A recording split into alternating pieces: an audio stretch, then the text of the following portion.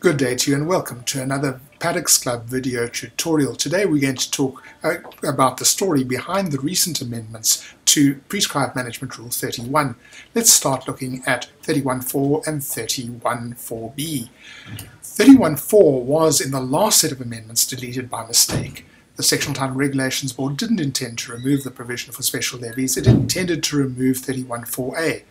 The draft amendment prepared by the Department of Rural Development and Land Reform was circulated to members of the Sectional Title Regulations Board, but none of them picked up the error in the cross-referencing. The text of the original 31.4 has now been replaced as 31.4b, so we're back on track. We have a provision both in the Act in Section 37 and in Prescribed Management Rule 31 that deals with special levies. Let's move on to talk about 31.4b and 31.2a.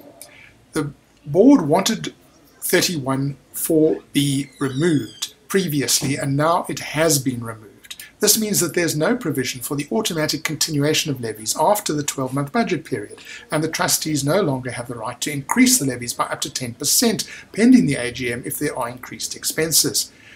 This was what the STRB intended because it considered the 31.2a made 31.4a unnecessary. Now 31.2a, just to remind you, reads where the financial year end and the annual general meeting of the body corporate do not coincide, the budget shall coincide with the financial year of the scheme.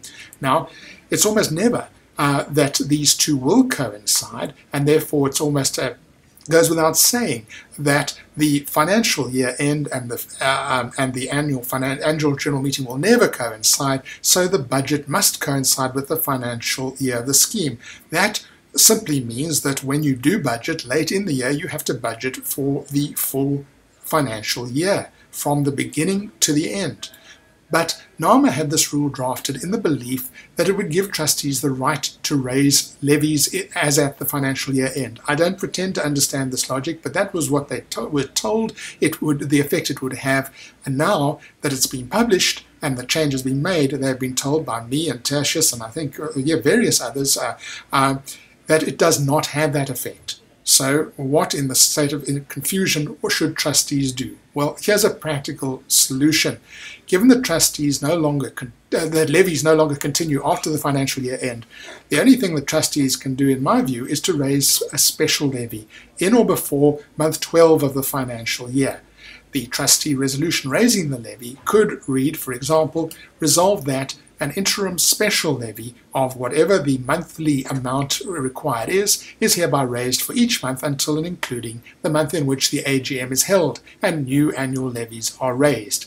That obviously people would have to give notice of it, but that would then give the body corporate the legal basis on which to claim levies in month 1 and 2 and 3 and perhaps month 4 until that AGM is held and the normal levies based on a budget approved by the owners is implemented. Let me give you my comments.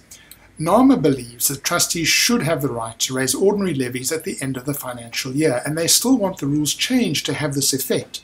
I have a difficulty with that because Section 37 of the Act provides that ordinary levies are raised by trustees but on the basis of budgets approved by owners. So to me, an ordinary annual levy can only be raised on the basis of something that the owners have decided, a budget that the owners have approved. But hopefully the Sectional Title Schemes Management Act will come into effect reasonably soon and address this issue. Thank you very much for joining me. If you have any questions, let's deal with them in the discussion forum.